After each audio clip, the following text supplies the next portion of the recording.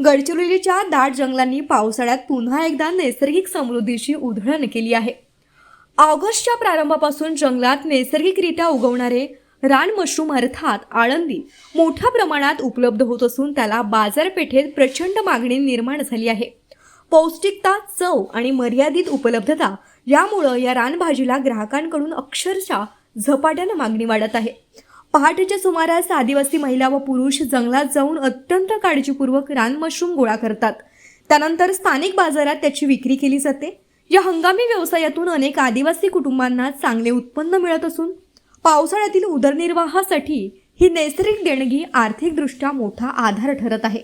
विशेष म्हणजे बाजारातील वाढत्या मागणीमुळे रान मशरूमचे दर अनेक ठिकाणी मटणापेक्षाही अधिक असल्याचं चित्र दिसून येत आहे। जंगलातून मिळणाऱ्या या अमूल्य नैसर्गिक संपत्तीमुळे एकीकडे ग्राहकांना पौष्टिक अन्न मिळत आहे, तर दुसरीकडे आदिवासी बांधवांना हाताला रोजगार आणि कुटुंबाला आर्थिक बळ मिळत असल्यानं गडचिरोलीच्या जंगलातील ही आळंदी सध्या सर्वांचंच लक्ष वेधून घेत आहे।